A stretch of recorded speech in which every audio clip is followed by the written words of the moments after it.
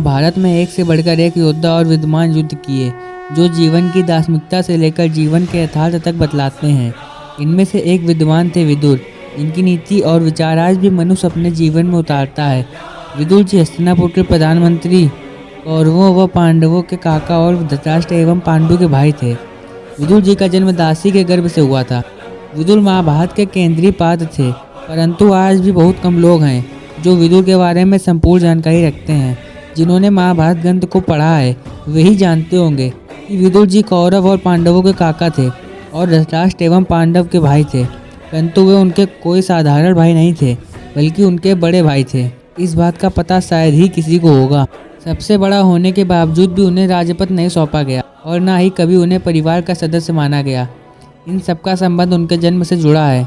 दरअसल विदुर जी किसी महारानी के पुत्र नहीं थे, वे एक दासी के पुत्र थे।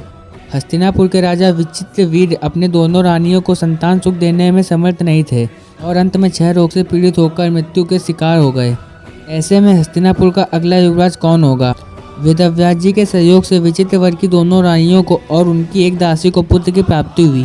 क्योंकि विदुर का जन्म दासी के गर्भ से हुआ था, इसीलिए विदुर को वो सम्मान कभी नहीं मिला जो धृतराष्ट्र और पांडु को मिला था।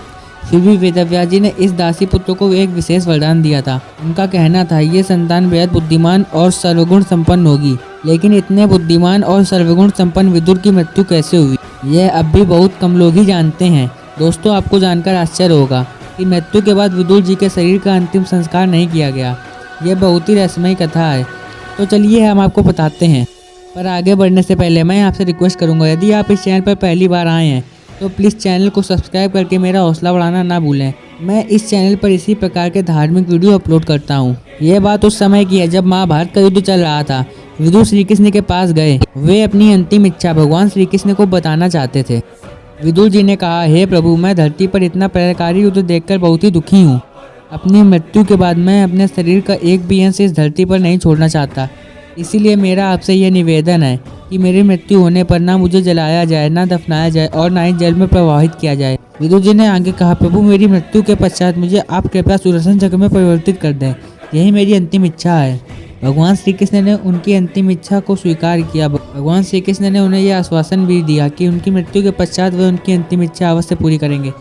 जब महाभारत का युद्ध समाप्त हुए 15 वर्ष बीत चुके थे। भीम की कड़वी बातें सुनकर राजा धृतराष्ट्र और गांधारी ने वन जाने का निर्णय किया। जब यह समाचार महारानी कुंती और विदुर जी को पता चली तो वे भी उनके साथ चलने को तैयार हो गए। चारों वन जाकर कठोर तप करने लगे। कुछ वर्ष बाद युधिष्ठिर वन जाकर तपस्या कर रहे धृतराष्ट्र, गांधारी, माता कुंती और विदुर से मिलने आए। युधिष्ठिर को देखते ही विदुर जी ने अपने प्राण त्याग दिए और वे युधिष्ठिर में ही समाहित हो गए। ये सब देखकर युधिष्ठिर को बड़ा ही आश्चर्यजनक हुआ। क्या हुआ, क्यों हुआ और इसके पीछे का क्या कारण था? इस दुविधा का हल खोजने के लिए उन्होंने श्री कृष्ण का स्मरण किया। युधिष्ठिर के स्मरण करते ही भगवान श्री कृष्ण प्रकट हुए। युधिष्ठिर को दुविधा में देखते हुए मुस्कुराकर बोले, हे युधिष्ठिर, यह समय चिंता का नहीं है। विदुर धर्मराज के अवतार थे और तुम स्वयं धर्मराज हो, इसीलिए प्राण त्याग कर वे तुम्हें समाहित हो गए।